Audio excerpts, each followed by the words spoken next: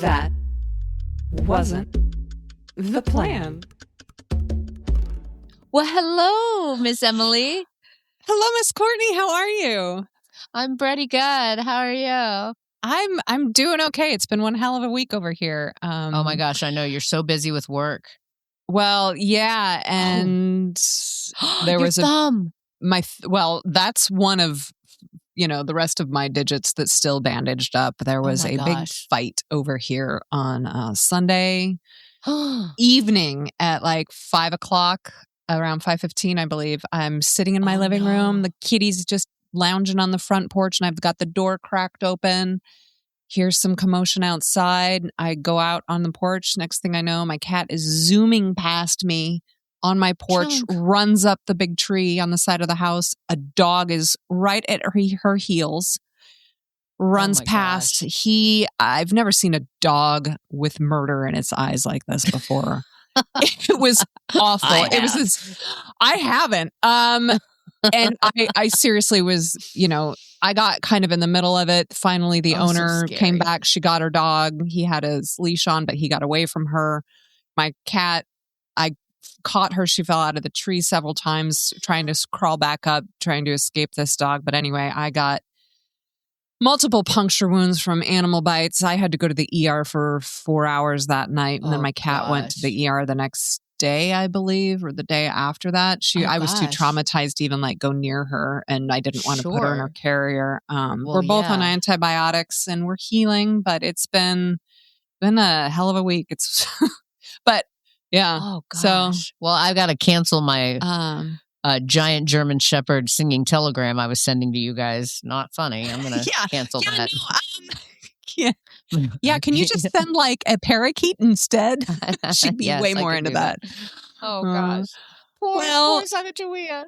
I know, poor Sacagawea. But I just wanted to say hello to all of our listeners out there. Thank you for listening to That Wasn't the Plan. And it certainly wasn't the plan for an animal attack on a beautiful Sunday evening. And I just want to this is a quick note to all the dog owners out there. And I know there are millions of extremely responsible dog owners, and they train their dogs well, and they know how to walk their dogs. But if you know that your dog doesn't like smaller animals and gets, agitated by cats and squirrels, be mindful of that and keep a tighter rein on their leash when you're walking past homes that have smaller animals that hang out on their own properties. My cat rarely leaves my front porch or my front yard. The dog saw her, went ballistic, and, there were some casualties, plus, the expense of both of us going to the ER.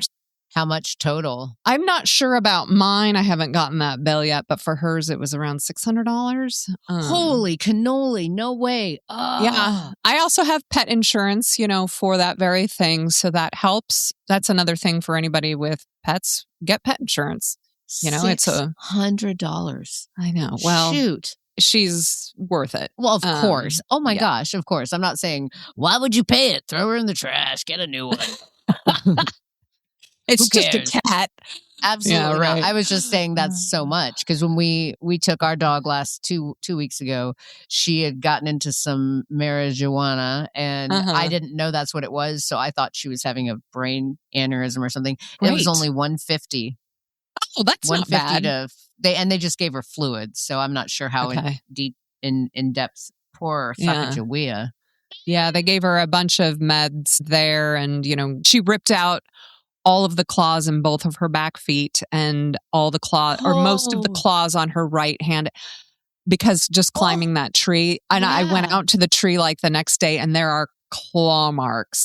She was fighting for her life. I mean, she's terrified. And having such a calming life where she hangs out with squirrels and her mom's chill. Yeah. This is a very chill household. And just to bring that kind of energy and trauma here, fuck that dog.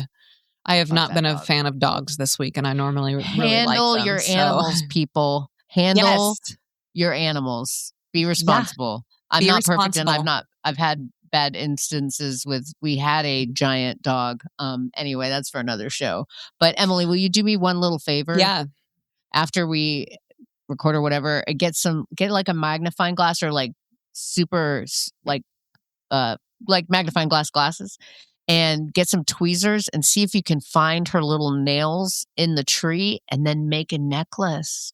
That's a great idea. Like a bear claw necklace, except a cat claw necklace. Oh, so cancel your weekend plans. Guess I'm not going to the UK on Sunday. I'm sitting on the plane with cat claws just making a necklace. I'm that lady in economy. Fun little craft. It will be like, can I get another seat? Oh, man. Well, speaking of cat claws, I'm very excited to introduce our guest today. Who do we have? Oh, so I also believe he has been referred to as the most interesting man in the world. Two in a week. Right? He's born in Sarasota, Florida. He relocated to Southwest Virginia. He is one of 10 kids. He's the middle one of 10. 5 girls, 5 boys. Crazy, right? What? And he is also the father of 5 kids, all boys except for one girl. And I'm super excited to hear about his life pivot. He ended up having to raise 5 kids on his own. Oh my God. So, I know. I mean, can't work a full-time job. He also runs a construction business, a very successful construction business. And so I am super curious, especially you and I, which we don't have kids. So to hear about, this just seems impossible. So I'm so excited to hear what he's got to say. Ladies and gentlemen, it's Jonathan Fitzgerald. Welcome. So grateful to have you here. Yeah, welcome, Jonathan. Here. Ooh, is it hot where you are? Is it like pretty warm? Yeah. Are you more happy in the heat? Does that make you happier because of Florida? Fall is probably my favorite. Yeah. Okay. In Virginia, fall weather is really nice. Yeah. Yeah. That is true. Little breeze, 70s. Yeah. That's delightful. Yeah. Oh, that's very much nice. So. And the humidity up here is nothing like Florida. So it's definitely completely different. Yeah. Yeah. Not quite as bad. Not nearly as bad. Oh, really? Nice. Like not even in the same. No, I've talked to people from Colorado, and they're like, "Oh, it's so muggy in Virginia," but I mean, they have no idea what. You're like, I'm from Colorado. Yeah. Oh yeah. Virginia is not a thing. Like you step out of your car in Florida and you're sweating. It doesn't matter. Oh yeah, you're just wet off the bat. It's instant. Yeah. Yeah. Is that the reason why you guys have so many children? Is just you're wet all the time? Yeah. Great question, Emily. So when my what father else is was there to do when you're wet? You breathe. It's a great. Yeah. I like that. I like that thought process for sure. So when people would ask my father when I was growing up, they would be like, "Are you Catholic? Are you Mormon?" And he would say, "No, we just don't have a television." That was it. So my parents originally were planned on having 3 children. After, on their wedding night, they planned out their life or whatever. And I think after number 3, they were using contraceptives and whatnot back then, and just had another one. And then by the time they got to me, I was number 5. So by the time they had me, they just felt like it was God's plan to have a lot of children. So I guess they just rolled with it. My God. Now, were they both from big families? Like, were they both? Is that like what they were used to? No, they're actually both only children. Yeah. Oh, wow. Really? Yeah. Yeah. So I don't have any officially any cousins, but I've got enough siblings to, kind of cover the bases, I guess. Wow. So wait, how many grandkids do your parents have? Grandkids, I think it's 48. Yeah. 40. And do they know 48. All their names and who they are? My mother passed last year. She definitely did and knew all their birthdays and all that. But yeah, my dad, he's 80 now, so he's probably. That's a lot to ask. He could probably get at least 2/3 of them right. I would guess. Oh, for sure. Yeah. And then my children for sure, because they're his favorite grandchildren. And does your dad live nearby? Yeah, he actually 2 streets over from me right now. Get out! Oh, that's great. Yeah, yeah. That's so awesome. He's been dealing with Parkinson's, so he's had some issues, wow. But yeah, he's doing all right, doing pretty good, and getting over. How cool to live so close. Yeah, I wish my folks lived up the street. Him and mom were together for 64 years, so this last year has been very hard. Oh, yeah. Wow! I'm sorry about that. Yeah. Can I ask what brought you from Florida to Courtney said Virginia now? Yeah, so I was probably 16. My parents were in the hippie movement in the 60s, experimenting with drugs and LSD, PCP, and then I guess they got they had an older gentleman, probably 70 years old, with like pins in his pockets and a button-up short sleeve collared shirt, and he came and shared the gospel with them, and they got radically saved and a part of the Jesus movement, and had bell bottoms. My dad's hair was down to here, and then they had a big beard, and they just went, they did that. So in the process of that, they met another minister that was like an evangelist, what would you call it, pioneer type, that started churches, and he was going to start a Bible college in Sarasota. And my dad did the excavating and the land work and all that for that, and then it ended up changing and became Virginia. So fast forward 25 years later, my parents, we moved to Virginia to help with that Bible college in Virginia. So yeah, that was how we ended up in Virginia. Were you raised super Christian as well then? Definitely, yeah. Okay. But one thing I really appreciate about my my upbringing, my parents they were always, respect authority, but question everything, and know God for yourself, which was huge.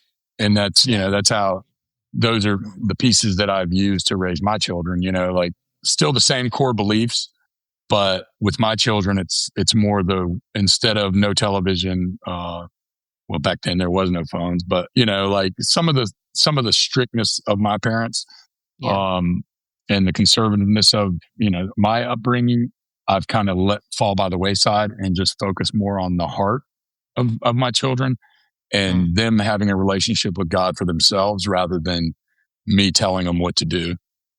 So same core beliefs and values, treat people good, love, like love is everything. So, but a completely different way to do it. Like with my children, since the time they were toddlers, the world is your oyster. Like you can do all of these things you can do, but here's why you probably shouldn't, just through logic and reason.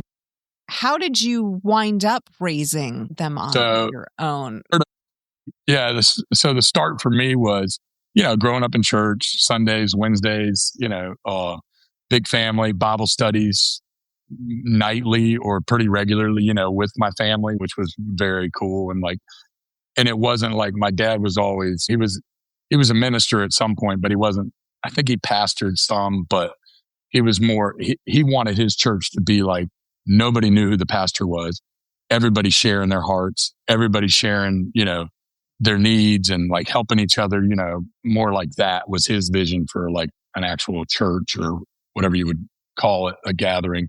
So they did a lot of home meetings and stuff. And that's kind of how they started out with like the hippies and like just everybody's working together to, build their relationship with the Lord. But anyways, so from that, I was like baptized at a young age and accepted the Lord at a young age.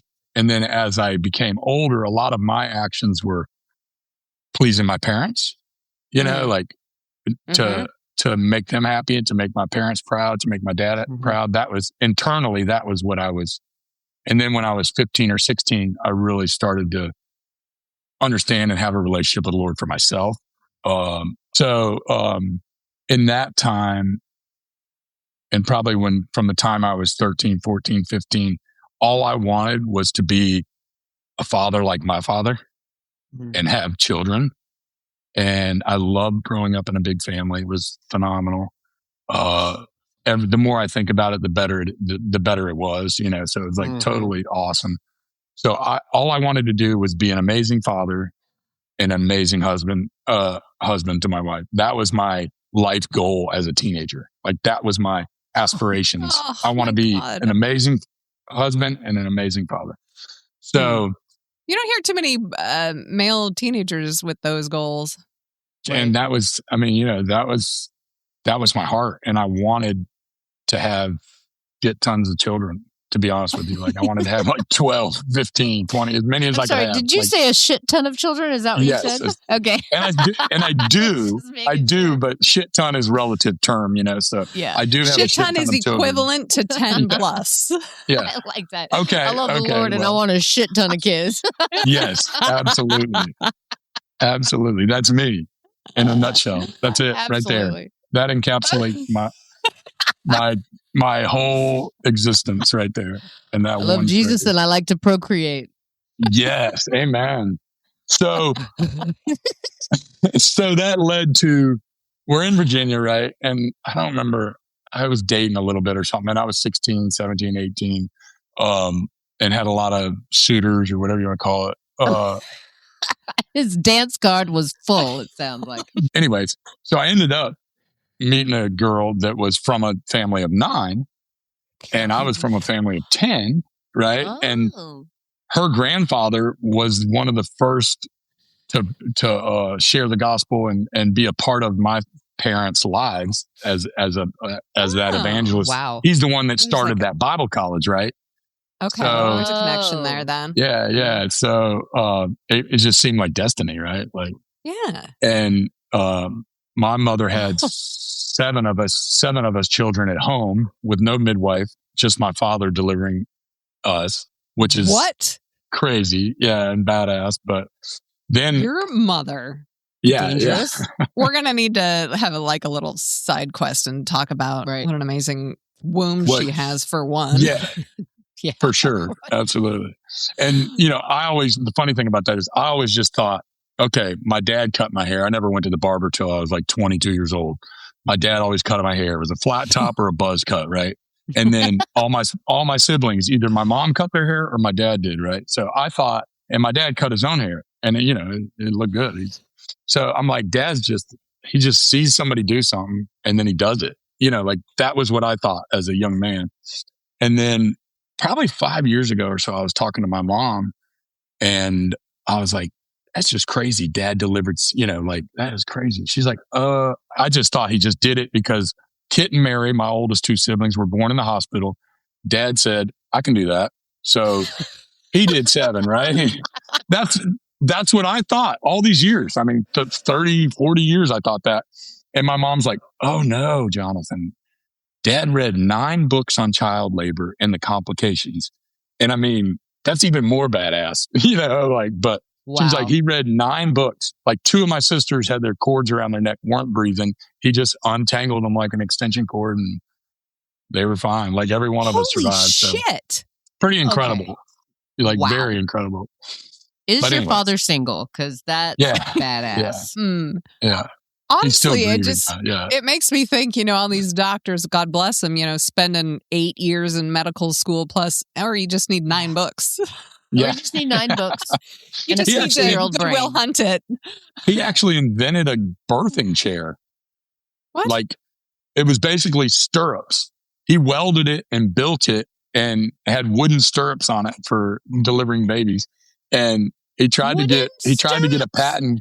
Yeah, like he built this stirrups, which they have in the hospitals now, but I'm talking about 40 years ago or more. Right. Yeah. So he had designed it and he hired a patent attorney for that and then another invention that he had and he got scammed. And so he just threw it out the window because we didn't have a lot of like liquid currencies growing up, as you can imagine. Sure. With, Does he still have the chair? Nah. I think he scrapped it once he saw the first one in the hospital. If you've got photos of that, we'll put it up. Oh my gosh. Cool. I know it's not, but I'm picturing an electric chair from like the 1960s. No. I know that's not what they look like. Picture a go-kart, right? But it has a seat and then the stirrups are down lower so you can push the baby out. Okay. Yeah, I have another image in mind. Like a horse. Like you're riding a horse, but there's no horse there. It's a baby's head coming out, right? Like stirrups, you know. I mean, well, I'll need you to picture. Yeah, we need. We'll Okay, need to We'll get some put it up. pictures. Yeah. I'm on the fence with this. It's too late now. But Son anyways, of a gun. long story. Jennifer, the mother of my children, I think she was 16 and I was like 20. No, I was 18 and she was 14. That's right. And I was like, boy, What is up with that? Totally, my parents were those ages too. I was like, it's destiny. I mean, I'm like, it's, you know, you got to realize this is in a conservative church. So it's like, For sure. Yeah. Okay. there's no funny business going on, but I'm like, it's destiny. You're a big family. I'm a big family, and freaked her out. Right. You know, because she's 14. So she was downright mean to me for 4 years. I mean, just like hateful. Damn to right, the point girl. where her mother would be like, tell her to apologize to me, because I was doing work on their house, like painting and doing stuff for her father. And her mom was an absolute angel and she loved me. But anyways, Jennifer was totally like just downright hateful. So fast forward about 4 years, and we're at a church lunch thing or whatever. And, you know, good riddance, whatever. I wasn't even thinking about her. And I started talking to her like in the line to get food. And she's like, heard my voice had changed, whatever. I don't know. And she's like, saw that hair. Dang. That night, she's like, you want to come over and hang out, watch a movie? So she was on it. And I was like, sure. Yeah. But anyway, so fast forward 6 months. I think we were engaged like 6 months later, which I was just coming out of I don't know if you call it long-term-ish relationship, but or the longest relationship, maybe. Her mom did not like me at all. They were from Connecticut Vermont, conservative Catholic, and then converted to Christianity. And her mom I was too much of a free spirit because I was driving a Volkswagen bus and like paid $300 for it. The brakes didn't work, no tags. And I'm just like, winging it, and amazing. Her dad was cool. He liked me because I was a hard worker, but the free spirited part that I had, they didn't vibe with. They're like, you got to have a house, a piece of land, or you're not in love, and I'm like, at the age of what, 23, 24? Yeah, I think I was 21 at the time or something like that, which I was working 2 jobs, maybe 3. I don't remember. But anyways, So got married a year or so later. Jennifer graduated high school. Was she married turned in 18. High school? No, she graduated in May, turned 18 in June, and we got married in July. Wow. Dang. I was 22 and she was 18. So yeah, it was destined to fail, maybe. Was it a huge wedding? I mean, my gosh, you both have. No, actually it was pretty big. Yeah. So what they did was this church, whack would probably be a proper term for it, but the whack? pastor would, like whack, like Loco. Twisted, like, okay. Wild. Yeah, just like silly. The terms these kids are using these days. It was totally whack. I think that's like 20. Emily, I think that's like 20 years old actually, but I hear you. I mean, I think you're younger than me too. So I don't think so. I'm definitely not younger. I'm 52 years old, so I'm guessing I'm not younger. No. So they had 52. But you look at Right? The pastor of that church would like read one passage of scripture and then he would like run with it. He said that we should have weddings at the church and not follow the Catholic model of regular weddings, right? Well, Jennifer wanted to have this candlelit wedding in a little church, like she had it planned from the time she was young, right? Right. So he like forced us to have it at church. I thought it was cool as shit because it was like Sunday morning.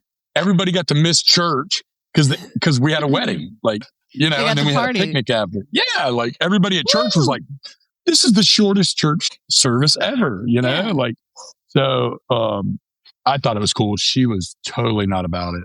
How long were you married? Officially, I think it was like 17 years, but it was pretty much cooked after 13 or 14.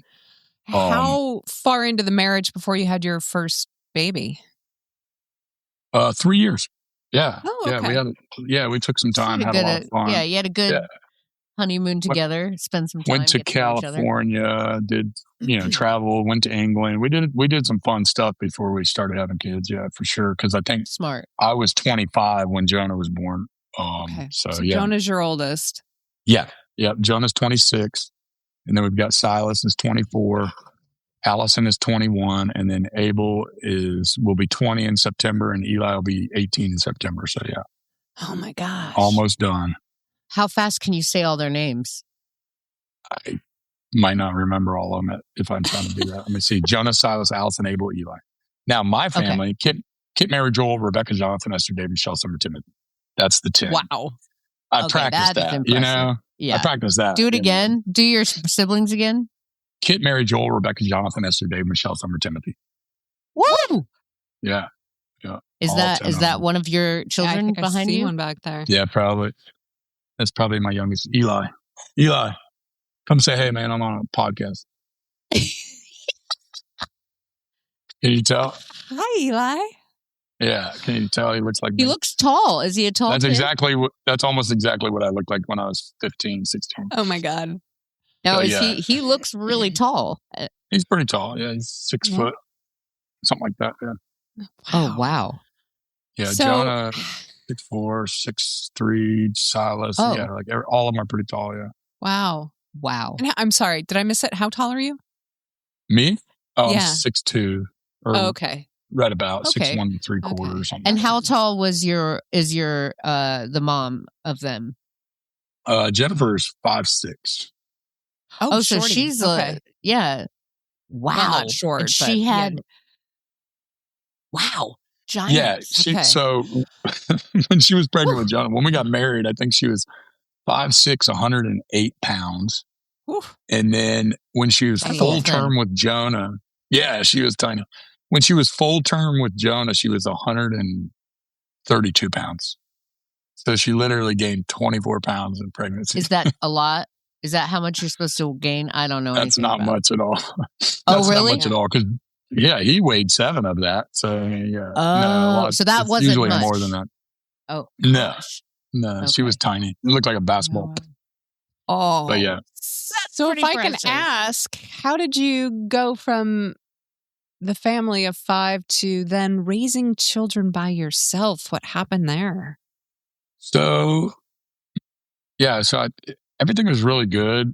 I went through, so my business was a painting business at the time that I had started in 96. I think it was a year after we got married, and, or 98. We got married in 97, 6, something like that. Yeah, 97, I think I started my painting business, and I built it up from just me to 22 employees, and was doing a lot of good stuff with a lot of contractors, local contractors. I would do all their work, and, I was really good at the coordinating, scheduling, planning, and all that stuff, and getting shit done. But I wasn't great at the business stuff, like as far as accounting and documenting and all that stuff. So 2007, 8, 9 was when the housing market went all to shit.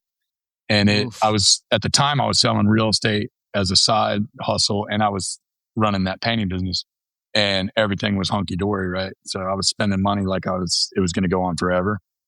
Man. And then 2007, 8, 9, everything just came to a screeching halt. Even around here, the market was better real estate wise than Florida and other areas that got hit really hard, but it's still, everybody was building spec houses, and I was doing a lot of work. And then that just came to a screeching halt. So my business failed, went through bankruptcy.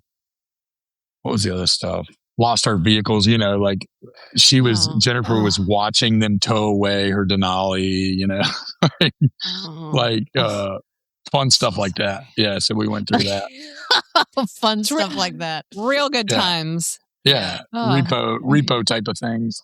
Well, it's interesting because I didn't know anyone in the housing market. Like, Emily and I think at that time, we were both in LA at that time, and when the housing market, and I didn't know anyone personally. I mean, it certainly trickled down. It affected, everything eventually. But so I really have no idea of how awful that was. Yeah. For people that were, your livelihood is the housing market, that is. Wow. It was that must brutal. Be insane. So I went from, I dodged the IRS for 2 years because initially I got behind on payroll taxes, which is super common when a business is falling short. Like I had all those people that I was working with, and I mean, I was literally in a fog for like 2 years, just like going through the motions, like laying in bed thinking about all the debt I had, and there was no way in hell I was ever going to be able to pay it back.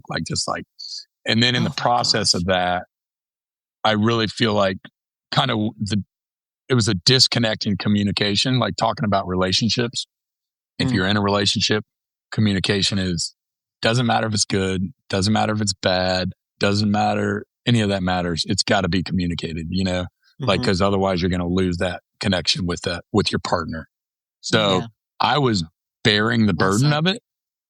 I was bearing the burden of it, and I didn't want to stress her out with how deep the shit was that we were in, and I feel like that was part of where we kind of lost the connection. And then of course, raising kids, everybody that's raised kids knows you get lost in five of them. Right. You get lost in the, also close in age too. Oh yeah. Yeah. They're all pretty much 2 years apart. So you kind of get lost in the, football practice, basketball, feed the kids, like it just becomes a part of your life, but it's not a chore. I mean, I always consider but so in that, and then we had 3 young ones at the time. Allison, Abel, and Eli were pretty close in age. So I would be at football practice coaching Jonah and Silas, or taking them to the gym or to the Y, or, take them to the pool. I would sometimes, I would take all the kids every opportunity I had. But I think in the process of that, she got burnt out, and it was, it was legitimate and totally valid feelings in which she was going through. But I didn't really know that because we kind of had lost that open communication, I guess is what you would say. Nobody wants to stress each other out with the heavy stuff. Yeah. And I was a bit of an ass, to put it politely. Like when somebody comes to you, well, like if she would come to me and be like, do this part of the yard or that, I'd be like, what? I'm doing great things here. You know what I'm saying? Like defensive, like an ass like that. Defensive. Like, okay. I don't want to hear it. Like, I'm stressed out of my mind. I don't want to hear how shitty I am right now. But, that's just defensive, typical human reaction when somebody of course points we all out get your that faults. Way. So she took a job staying at night with like an older lady, right? Like sitting with her at night just to be there with her and stuff. And, that was cool because it was kind of an outlet for her, and to get away from the kids and have some time alone because the lady pretty much just slept, all night or whatever. So anyways, fast forward a month down the road or something like that. The mother's son and grandson come to visit from North Carolina, and they're all, having dinner, Sunday dinner with her, and Jennifer's there. And then lo and behold, the next day or two, the 28-year-old grandson is going to move in with his grandmother. Oh, okay. So she tells me about this dinner, and then, how, this grandson's decided to move. I said, he's moving up there for you, Jennifer. Like, duh. He gets to stay all night with a hot ass, 35-year-old. He's 28, whatever it was. I'm like, he's coming up there for you. Like, and if he might even force himself on you. I don't know. You're going to be there alone in the house, right? Like, these are the things I said to her. Whoa. Of course. And she was like, well, do you want me to quit? And I was like, no, not at all. Like, I'm not control. You do what you want to do.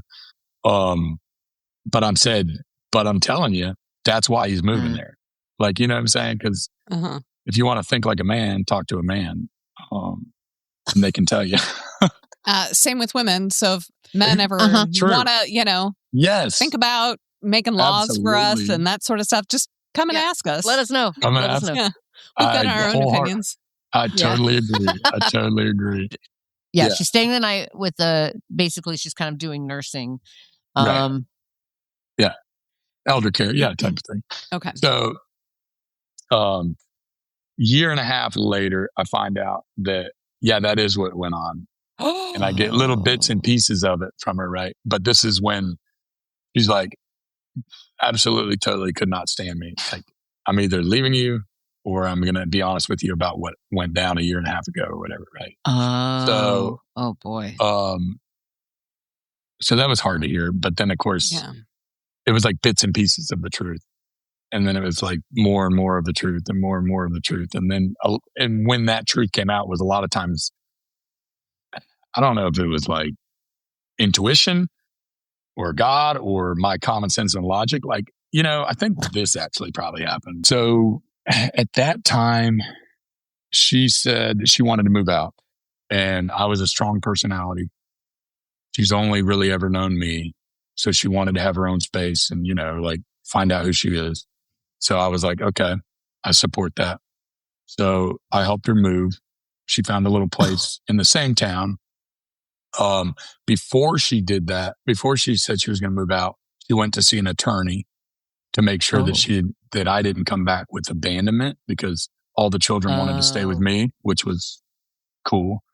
And including my daughter. So I was like, yeah, I'll sign off on whatever. I don't care. Because at the time she was really hurting. So at the time I was 40, I said, I'm 40 years old. I'll be totally fine. My number one concern was her and her heart and her soul, because it was like really bad condition, and it was evident. Yeah. Doing that sort of thing. Mm-hmm. Yeah. I mean, clearly it's hard on you. And through our conversations, there was a lot of crying and guilt and shame that she dealt with for all that time, on top of being a secret. This was right after we're going through all this financial shit. So in the middle of all that, this is when this is going on. So she was my number one priority. So like whatever she needed, I was going to help her out with, right? That was what I felt. So we helped her move. And of course we were still talking through that. And then with the kids and stuff, of course, it was all still involved, but it kind of came to the point where the more I pursued and tried to restore the relationship, the less interested she was. Almost like middle school. Okay. You know what I'm saying? Like when the guy's coming on you hard, like you're like, yeah. So that's kind of, in hindsight, I definitely made a lot of mistakes. And I spent the next 6 months just like really introspectively evaluating my part in the whole relationship. I felt, and to this day, I still feel 100% responsible for the relationship failing, because my lack of communication, my lack of love, my being an ass, like all the different things that I realized when I was reflecting on it and my part in it, like I saw where I was wrong, all the way through the marriage, all the way through. That's major. I mean, to be able to say that, that's respectful. It is. You're an amazing man, for one, but it always takes two to tango. So don't put that entire load on yourself that it was all your fault, because she played a part in that too. Well, I don't disagree with that at all. I agree. Yeah. But me taking responsibility, for your part, it's really not a burden. Like I don't look at it as that. I know that I know that everything happens for a reason, and ultimately it's, if you're not in it wholeheartedly, then I don't want any part of it anyways, so there's that. I've spent a lot of time, especially in that first 6 months, year, 2-3 years, just like really reflecting and, examining my heart, really determined to keep my heart open, even though it had been like severely ripped apart, on shreds, stepped on, whatever else you can do to it. And like, that was, and through all that, the amazing thing about it was I rarely in my life felt the joy and the peace and the unexplainable joy and peace, supernatural. Let's put it that way.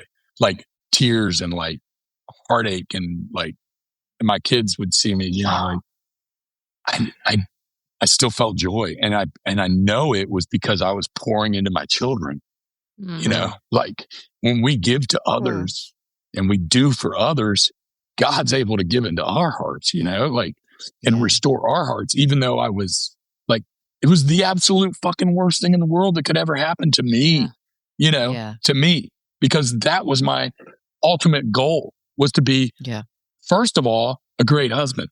And then secondly, a great father, right? In that order, in my mind, in my heart, since I was a teenager. And so that, like, it couldn't have been worse. Like, if I'm adding up the facts, and it just couldn't have been worse. But through all that, I'm telling you, it was supernatural, and there was no other way to describe it. And one of the times this was happening, I was at the sink washing the dishes, and this was kind of early on when I was finding all this out, that the infidelity or whatever. And my son at the time was, I think, 13 or 14, and he's like, "What's wrong, Dad?" And I was like, "Jonah, I don't think your mom loves me anymore." And I mean, deadpan, quick as can be. I could have told you that a year ago. Oh, wow. Are you kidding me? That's what he said to me. And I'm just like, I started laughing. I just lost it. I was like, Jonah, why didn't you tell me? Oh, that was like, I'll never forget that moment. I know exactly where I was standing, exactly where he was. I mean, it was hysterical. Wow. It was so funny. I'm so curious as to, like, how did you all communicate this to the kids when it happened, when she moved out? Yeah, like, how were they dealing with that? Divorce is earth-shattering a lot of times for kids. For sure. I don't really...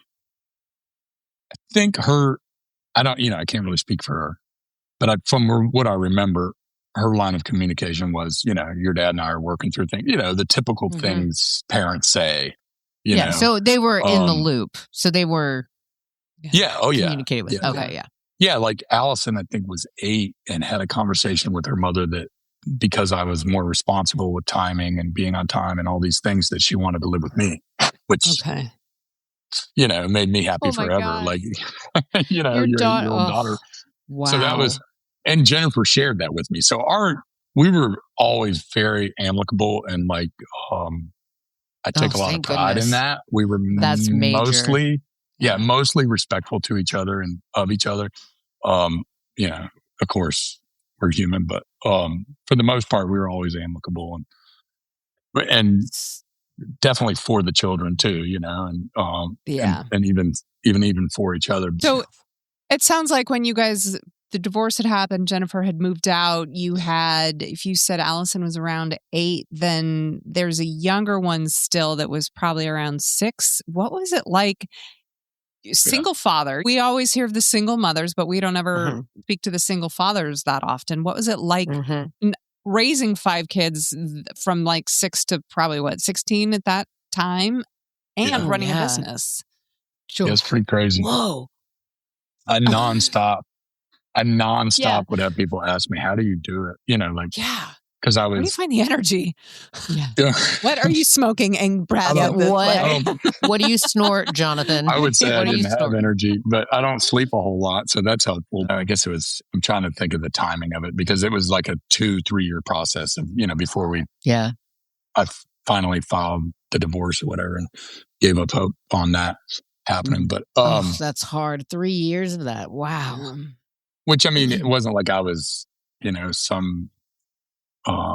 angel or something, you know what I mean? Like, I was still dating and stuff too, but I'm saying before it was finalized, okay. So a man about town. A man about town. So, oh Lord, with the children, it was just my heart. Like, so like she was finding herself, and I'm like, hell yeah. If I've got the kids, you can do whatever you want. I'll tell people whatever you want them to hear. Like, if the kids are with me, I'm solid. So, Eli was 2, 3, 4. Abel was 6, like you were saying. And then Allison was 8, something like that and then, 2, 3, 4. It was busy. It was busy. So, I moved north about 30 minutes, and she was like, "Oh, why are you doing that? Uprooting the kids," which I had a conversation with the children. And going back to what you were saying earlier with dealing with children going through divorce, this is a major thing to me. I was just straight up with them from the jump. I'm like, we have a problem. You're going to hear voices that you have something to do with it. It's a lie. It's an absolute and total lie. You're loved. You are loved. And when you hear that, tell it to go. Let it go. Let it go, because you're loved. you guys are the most important thing. So I was really verbal about it and communicated that with him. Like, are you going to hear these? You're going to hear these thoughts. Like that's true. Gosh. And preventative I just care. Talk straight with him. Like, yeah, mom and I, this, that, whatever. Like but that's fine. Like each of us are our own individuals. But, so yeah, it really came down to one day at a time. And it was, for me, total chaos. Yeah. Like coaching 2 of them in football. One of them's in middle school. 3 of them are in elementary school. And one of them's in high school. And none of them are driving. And they all got to be. Oh my God. And they didn't ride the bus, and then I was working too. I wasn't working for myself at the time. I was working for a guy. So I was working from 7 to 5, like grinding all day long. And then you just do what has to be done that day. And that's pretty much it. Like you don't, when you're laying down to go to sleep, you might think about tomorrow, what you got to do. But it was just like a one day. And you were in survival mode, man. Yeah. And unfortunately, for a decade. Yeah. Yeah. Unfortunately, I think I've, fell in love with that survival mode. So I'm like nonstop. And I've always been I understand that risk taker, sure. Risk taker, fly by the seat of my pants kind of guy. Anyway, think about the consequences later. Like just make the choices now. The best choice you think of. Yeah. Consequences? What's that? Well, living it. Well, I'm thinking more along the lines of in recovery because it's one day at a time and you're in chaos and, you are in survival mode. So you stop planning. You stop looking any further than the end of day when you can go to sleep. At least that's what it was like for me. And it took a long time to get out of that. Yeah. I also think growing up as a middle child in a family of 10 is kind of like... set you up. That's my jam, you know what I mean? Like, you were like, bring it. Let me get more babies up in this. Did you have siblings? Did you have siblings nearby or anybody that can help out? Oh yeah, at the time, yeah. My sister Esther was like a second mother for sure. She kicks ass. Like she would definitely help, and she has 5 children as well, and so they can, what? They intermingle. Yeah, What's water out there? Like I tell you, hell. Yeah, I was getting ready to say. Yeah, it was always pretty crazy and busy and a lot of fun. So much fun. A lot of fun. Were you dating through any of this? Oh yeah. Ooh, so let's hear about that. One quick little story. So I had set up a date for Winston-Salem, which is a hour and a half or so from here, and their mom was supposed to be back in town after being gone for a couple of weeks. Was supposed to be back in the country or whatever, and having them that Saturday evening. So I had made plans because she didn't usually have them very long. So can't get a hold of her. She didn't have the kids very long. Okay, got it. Right. Can't get a hold of her. Kids can't get a hold of her.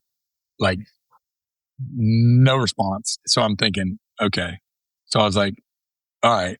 So I booked a hotel, Winston-Salem, took the kids down there and my adopted son, set them up in the hotel room with pizza, video games. Yeah, exactly. Wait, we're going to have to go back. Yeah, we will have to circle back. After you finish this. Set them up in the hotel room with the PlayStation, TV, whatever. Pizzas, ordered them pizzas, drinks, whatever. Do whatever you want, guys. Party. And then went over and had dinner with my date. First time meeting. You took them out there. But what fun for them. Like, carry on, Wayne.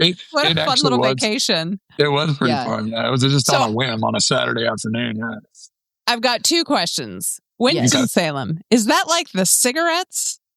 Probably so, yeah. It's big tobacco area down there. Big tobacco area. That's what I thought. Mm-hmm. Secondly, I'm almost 100% sure, Yeah. You mentioned an adopted son, so now you have 6? For a period of time, I think he lived with us for about 2 years. That's what? How does Xavier. This... His name's Xavier. So he was at the same high school as my sons. And then his mom was moving to North Carolina about 3 hours away. And he wanted to finish his last 2 years of high school. So okay. I went with his mother to the courthouse. And I think they had to send a letter to his father. And as long as he didn't respond. So anyways, I officially adopted him Like I had another one that lived with me for about a year and a half. That wasn't like an official adoption, but and it was the opposite. The other town we were living in, his mom moved away, and so he stayed with us for about a year and a half. That was right when we were going through separate, or whatever, the initial separation and all that. Well, I just have to quickly say, Jonathan, they don't make them like you. I mean, my God, God, what a guy. My pause is that so it's a bunch of boys. How did Allison, your daughter, how did she take being around all those boys? And then you were like, one more boy's coming. Oh, we got another boy coming. How was that? I'm sure for her, you need to have her on for a whole episode. I'm Absolutely. sure it was challenging, but yeah, her and I, great relationship. Yeah. Daddy's girl. From the time she was 8, she would sleep under my arm every night. She slept in my bed. How sweet. And then multiple of the other kids would too eventually. But yeah. I tell you, the biggest sign of success for a girl is having a healthy relationship with her dad. Yeah. I've heard that over and over.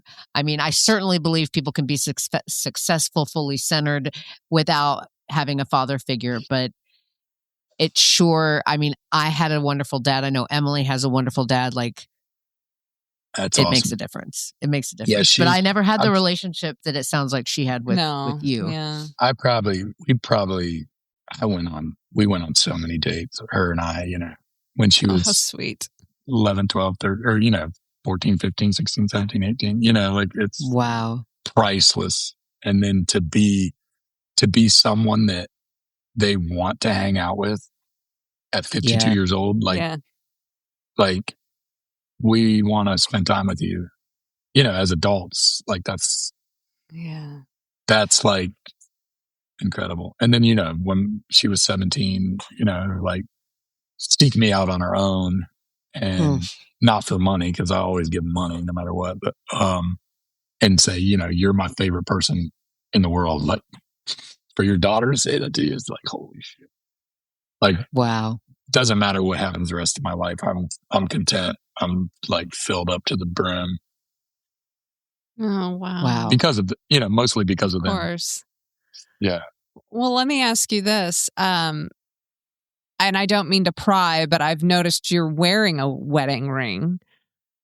And so I take it you're now remarried. Are you planning on having any more children? Nah, she's not about having more children, but she's amazing. Is she? So wait. Yeah, she's super. Tell us, how'd you meet her? Yeah, how did you meet her? Does she also have 45 kids? No. She's never been married and never had kids. So all right. Perfect. I dig her already. You know what I mean? Yeah. How long have you been married? We've been together for 3 years. Been married for about a year. Okay. So not too long. Not too long. And she wasn't there then, like helping raise all your brood for that long? No, unfortunately, that would have been incredible. Yeah. Well, how old does are she they all like now? Children? Yeah. She does, yeah. Oh, she does. Okay, well, that's good. She's a doll. She's like one of them, So. Oh, so you're raising a sixth child. You actually adopted her, and then you were like, let's marry. Yeah. Let's be clear on her age. Let's be clear on her age. How old is she? How old is she? She's in her late 60s, so like it's not creepy that I adopted her, like it's not creepy at all. You adopted a 65-year-old woman. Does she play football? But with the intention of that we would get together eventually. So like you gotta keep that in mind, like nothing weird about this at all. Like it's totally natural. It's a little bit of weird. I feel a little weird about it, but but wow. What's wrong? Sugar mama instead of a sugar daddy? Like, wow. I guess it's it can go both ways. Yeah. Now, what's the relationship like now for you and the Jennifer? We don't talk a whole lot now that the kids are raised, which is so cool for me. Okay, but it's amicable. So, like if you guys saw each other, like of course, yeah. Yeah, we were hanging on a lake about a year and a half ago or so, and my wife and I and her new husband. So yeah. Oh wow! Nice. I got no qualms. Nice. Okay. Yeah. And how does your new wife get along with your kids? Do they like her? And yeah, they absolutely love her. Oh, good. Yeah. Thank goodness, because that would be tough, right? Yeah. Yeah. And they would, so 4 of them, Jonah was, when we started dating, Jonah was already out of the house and on his own. Silas was in college, but then moved back for about a year. So yeah, there's plenty. They've had a good chance to like really get to know each other and like live together. In the trenches together. Yeah. Yeah, absolutely. So how many other kids did you adopt during that period of time? Oh, no. None. No more. During the period of time, the last 3 years? Yeah. You haven't adopted any more kids? I don't know. Have I forgotten some? You don't know? I know. I was making a joke, but now I'm like... I wouldn't call it official, but yeah, there's always kids over here. That for sure. I would imagine that is... Yeah, with 5 teenagers and... Yeah, or I'm sure that your house is full. I always was kind of like, yeah, you guys can hang out here anytime. And that way I don't got to worry about where you are, like you're here. So it was an open door policy for that reason mainly. Oh, just that's so I knew nice. I knew where they were. I knew what they're doing, Yeah, that's that's smart. That's good. I notice, and I could be, it's just because I have a view kind of in your kitchen here. Do you have 2 refrigerators? Yes. Absolutely. That looks like exactly Best what that is. Okay, because I've seen a kid like come and get it from one angle, and then I was like, "Is that another refrigerator in the back over there?" Yeah, Emily, you're a detective. We adopted the 2 fridge policy about 2 years ago. Okay, but better late than never. But yeah, no, it's wonderful. It's wonderful. Well, with especially 7 people in the house, I couldn't imagine the big ass trash can. That's always helppful too. It's not very aesthetically appealing, but it's cool. Yeah, I guess you guys really do. Functional. You create a lot of, I just know I grew up with one brother, and my God, he ate everything. I mean, I also ate everything, so I can't just blame it all on him. But were you just buying like full cows and cooking them in the backyard and then feeding everybody that way? Yeah, I don't really. My gosh. Incredible. When you're raising 5 kids, you really don't have time to pay attention to where it comes from and how much it costs. You're just... So now, what's your life like? You're kind of an empty nester, it sounds like, except you got one maybe graduating from high school in a year or so? Yeah. Okay. Yeah, and then Alice and my daughter's getting ready to go to tech. So at the end of this summer, it'll just be Eli, the youngest. So. What's that going to be like? It's pretty cool. I mean, I work a lot, so yeah. It's gonna be Do your other cool. kids live really nearby? Cool. It's gonna be really cool for my wife and I. They're 5 minutes. Oh, great. Oh, that's nice. Yeah, so my oldest son is buying the house from his mother, and my other 2 sons, Silas and Abel, have moved in with him. So yeah. So they got the whole bachelor pad brothers going on over there. That's so cute. Yeah, it's pretty cool. Has it been hard for the youngest to watch them all leave? Yeah, definitely. But they're only 5 minutes away. Oh yeah, true. Yeah, it's not far. Yeah, and they all drive and play tennis and pickleball together all the time. My God, you had 4 or 5 kids to teach to drive. Yeah. Do they all? Here's a question: do they all know how to drive a stick shift? No. Do any of them? That's your one failing. I mean, you've excelled everywhere else. Oh, there's a lot of failings. Trust me, there's a lot. But yeah, that's definitely one of them. That's one of the fatherly things that I intend to do. I've actually just bought a little sports car that I can use. Then my wife has a 5-speed, which I don't want him to use because it's a nice car. But the little sports car. She drives the 5-speed. I like her. I think she sounds. Oh yeah, she's kick-ass. That's pretty cool. But yeah, Emily, you drive a 5-speed, right? No longer. I know how to. But you know how to. Yeah. Oh yeah. Yeah. That's how I learned how to drive, was on a 5-speed. Now that's impressive. Yeah. Mm-hmm. Yeah, I learned that's on stuff. Little S10 pickup. Almost ran my dad over the first time I was driving. Oops. I don't remember if it was 5-speed or not. I was only 11 years old. Oh my goodness. But he's like, I swear he said, come forward. So I let the clutch out and it was like jumped at him. Yeah, like, that's the thing. It scares the shit out of you the first time you like are in first and you forget. And then you're just like, the car's like, like it's terrifying. The number one, what's the number one thing that a father can say to really just like get you hard, like stick you hard, deep, you know? One thing. I'm disappointed in you. Yeah, you're better than that. I never heard that one. I've heard them all.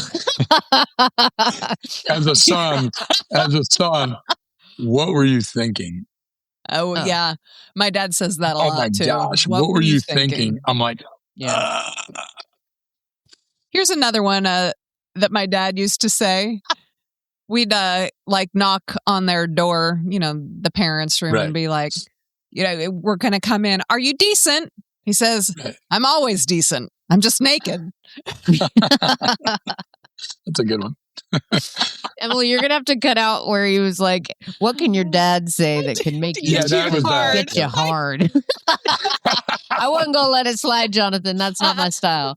I had to pull it back around. I'm like, I backed out of it quickly, though. You did. I tried to get out of it. I knew what I was getting ready to say, and I was like, oh, that ain't going to work. Courtney and I looked at each other, and we were like, what? Oh, gosh. This wasn't the plan. I couldn't see your reaction because I'm not wearing my readers. Like, you guys are just like blurs. Beautiful, well, we're both gorgeous, blur, by the way. Beautiful blobs on my screen. That was my nickname in high school. Here comes the beautiful blob. I'm trying to convince people I'm young, you know? Now it's over. Oh, wow. Yeah, you are beautiful. I can see now. Gosh, Jonathan, this has been, it's like a roller coaster ride.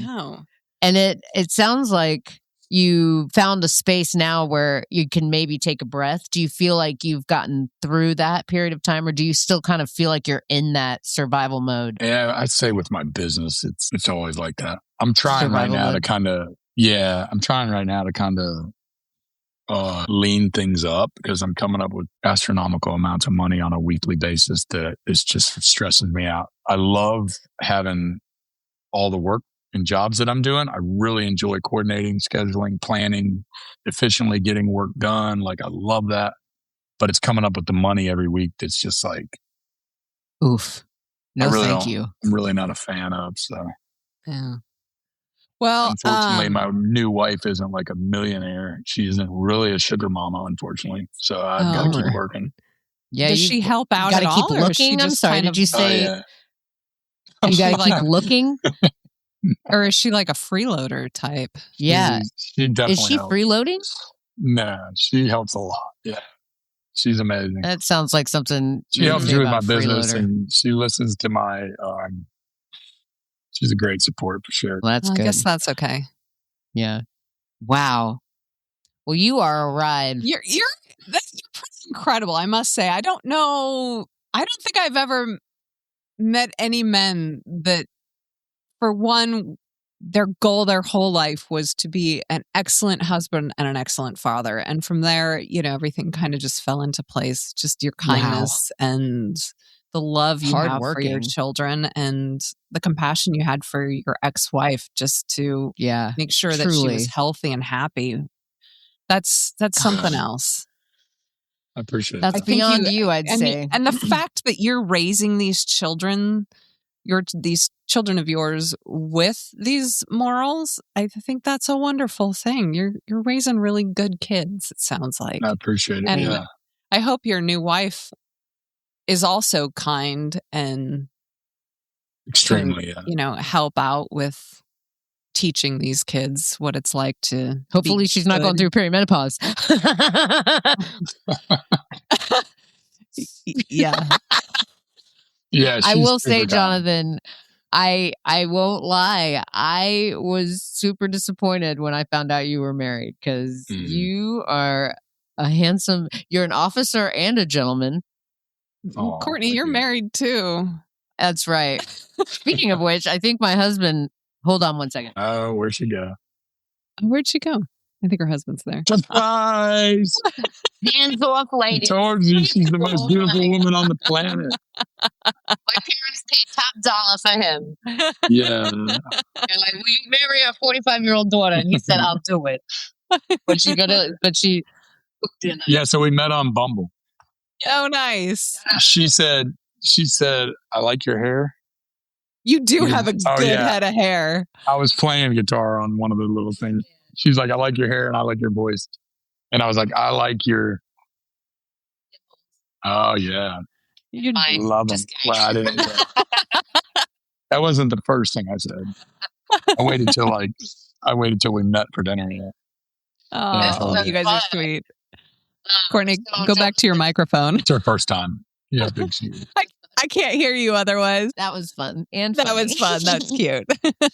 He's so dreamy. Oh, he is dreamy. What a guy. You guys are a great couple. Congratulations. Yeah. Smashing. Yes. Thank you. So Jonathan, I have one final question for you. It's kind of what we ask, everybody at the end. And don't think too hard. What's one of the nicest things anyone has ever done for you? It can be a stranger, it could be, whatever, just whatever pops into your head. For my 50th, my sister and my now wife planned a surprise 50th birthday party for me. Or no, it wasn't a surprise. It was it was meant to be, my sister said she was going to plan it, and my wife, Courtney. And I was like, I want it to be a roast. So I want all of my family members and whoever's going to be there to roast Jonathan Fish, roast me, I think it'd be fun, talk shit about me, whatever.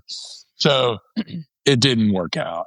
Nobody played along. A couple, maybe my older brother, he might have said some things about me, made fun of me. I ribbed you a little bit too, but most people got up there and cried. Yeah, about how much they love him. It meant so much to me though, because I don't think I've ever been that. I mean, at the end of it, I was like, okay, stop. I'm good. I'm set for life. I don't need to hear any more about how great I am. It was wonderful. And I mean, it was so touching and heartwarming because my younger brother, David, he's 5 years younger than me. My older brother, Joel, was kind of my tormentor. And I thought I was changing that dynamic with the little brothers, and would try to do, snowboarding trips and fun things with my brother David when he was 15 and I was 20 or whatever. But it wasn't always that way. I was a dick to him too, just like my older brothers to me, right? His story just moved me so much. He said he was out. It was 2 a.m. Called me in the middle of the night. He was really drunk. He had got pulled over, called me. I came and got him. Barely said 2 words. Towed his car to his house, drove him home. He said, John, never said a word to anybody about it. Nobody ever knew that this had happened, and I think at the time David might have been 17, 18 or, I just to hear him say it, that I was there for him and not, I didn't even remember this when he's telling it. I'm like, I was going to say, I don't think you even remembered. Yeah.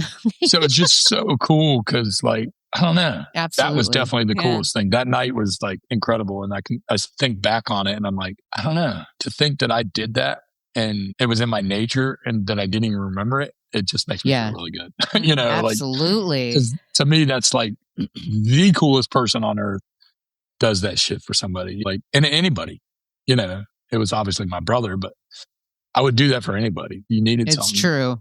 And I don't, unfortunately, Courtney can tell you, I don't talk about shit very much as far as other people's business, even when I'm asked, what's going on with so-and-so? I'm like, you need to talk to so-and-so, or one of my sisters is I don't think she should be dating this person. And I'm like, well, you need to talk to her because that's not my business. I just thought that was the coolest. That was the coolest night. And I definitely felt loved and appreciated. And it was really cool. Very good. I want to say that I think Jonathan, if we were to ask, I think he would be the person that people would talk about if asked what's something nice that someone's done for you. I have so much footage on my phone of him helping push cars in traffic. No. I how many times, I mean, at a gas station, a car's broke down. In the middle of the road, a car's broke down. He pulls over, he gets out, he goes and pushes the car. I mean, like that's... Guy. I know, right? Oh, he's dreamy, ladies, and he is You got all a mine. good one there, Courtney. He's mine. And Jonathan, I gotta say, your wife's pretty amazing too. She is. Yeah, she's incredible. I think he knows that. Well, and it's really perfect because the two of us are both the number one fans in our own fan club. Yeah. I love that. I know. So when we met, we were like, we should send our number one fans from our fan clubs on a date. So we did a double date. I was like, yeah. I was like, you would be my second favorite person to go out with. So why don't we do a double date? Why don't we do a double date? I'm number two in the line of fans of Jonathan. Jonathan's number one. It's like, it's really nice to date yourself. It really is. It's so nice. Yep. We both, we may dabble a little bit in the delusional department, but hey, you guys, certainly, it's fine. I live there. It's just been lovely and a pleasure. Amazing. Yeah, I really appreciate you, Jonathan. Absolutely, I really enjoyed it. Sharing quite a story. We have. I feel like we have 4 other shows we need to film where we talk about adoptive kids and raising, upstanding dudes and my God, I could definitely do a few more episodes. All right. I have way more content than I shared. Yeah. I got way more content. He was really watered down, and it's so hard not to act like I know what he was talking about. Like I kept being like, you were good. Oh, that worked. Yeah, I would be a fan actor. Yeah, one quick one. Oh yeah. So this is just like you couldn't make this up. So in the process of my wife at the time having an affair, after that, like I said, we're going through financial hardship, right? Like bad, taking money from her dad, like help so that we can live a certain lifestyle that we've been living. And she comes to me and like, that truck that dad help us get, I want to take a loan on that truck. He paid cash for it, like $10,000 to help us out. So that truck that he bought us was $10,000 value. I want to get a loan with that. So that I can your wife at the time was saying this. Yes. So that I can get a boob job. Because when I was cheating on you, I felt very insecure about my breasts because I breastfed 5 kids, which was true. Like, it's true. But I'm sitting there like, what? So we did it. That's ballsy. So we did it. Yeah, I did selfish. I did it. I went and got a loan, and they were beautiful. So like, I wasn't completely against it, but isn't that funny? Like you think about like somebody having that conversation. Like we were obviously pretty open in our conversation, apparently. And I didn't. Whenever I see her, I'm always like, "Oh, there's Johnny's boobies." Just kidding. Never in a million years. But I love her. I think she's lovely, and Yeah, she's fun. Oh, that one threw me for a loop. Wow, that's fun. Yeah. He shared that with my parents. That's like this. Yeah, that's the surface. I've got so much content. Oh my God, you got a lot. Well, we'll have you back on again. Absolutely. Like and for any of our other listeners, I know that you all have stories. So I know it. Write in, share those with us. We will come on. If you want to be a guest, you absolutely can be. Or if you just want to submit your story, we will read it anonymously. If you'd like. On the podcast, you can write into us at thatwasn'ttheplan@gmail.com or go to our website at thatwasn'ttheplan.com or reach out to us on social media, That Wasn't the Plan Podcast. We're all over the place. Jonathan, yes, thank you so much for coming on today. Courtney, as always, thank you. As well, Emily, my pleasure. The pleasure is mine. Took me a minute to get that out. And to our listeners, it's always a pleasure. Absolutely. Yeah. All right. Until next time. Have a wonderful day. Yeah. Take care. Goodbye. Goodbye. Bye. Thanks for listening to That Wasn't the Plan. If you found it helpful or at least mildly entertaining, a quick rating, review, and a click on the subscribe button would be lovely and genuinely helps us. And if a friend comes to mind, please share. Until next time. Bye.